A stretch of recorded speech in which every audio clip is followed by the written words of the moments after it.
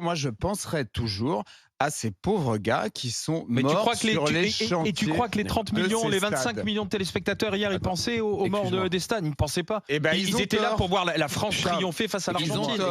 On n'est pas obligé d'avaliser tout et n'importe quoi. Charles, j'ai une question à te poser. Qu'il y ait eu des morts sur les stades pendant les constructions des stades, c'est un fait et c'est horrible et c'est dramatique.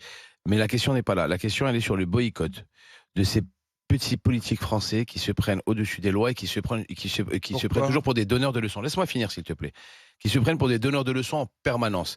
Moi, je vais te donner un exemple. On donne des noms et on s'en fout. Anne Hidalgo, qui a interdit les écrans géants dans Paris, qui a dit non, pas de fan zone, on ne supportera pas la Coupe du Monde, on ne sponsorisera pas la Coupe du Monde, on ne va pas dépenser de l'argent pour une Coupe du Monde où il y a des morts.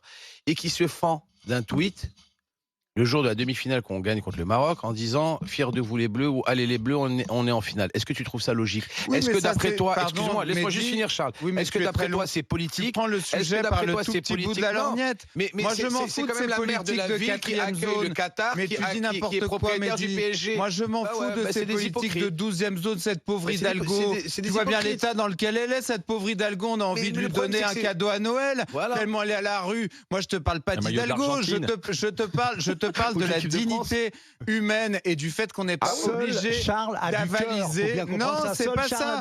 Mais non, vous voulez rouler sur ces pauvres gens. Mais vous voulez rouler sur ces pauvres travailleurs. Vous voulez rouler sur ces pauvres mecs qui ont construit ces stades par 50 degrés. Je suis désolé, Picouli, ce que vous avez dit à l'instant même. Non, le boycott, on s'en fout. Finalement, ça n'a pas marché. Et cette coupe a été formidable. Je suis désolé. J'ai dit que c'est un échec. Cette coupe, c'est un échec. J'ai pas dit que je m'en foutais. J'ai dit que c'est un échec et que les politiques, c'est un échec d'abord aussi des politiques qui ont senti une vague. Oui, d'accord. Mais quel que soit le succès, de cette coupe, quel que soit le succès de cette coupe, elle portera toujours la tâche indélébile de la mort de cette travailleuse. Clément est avec nous. Nécessaire de le rappeler. Mais je peux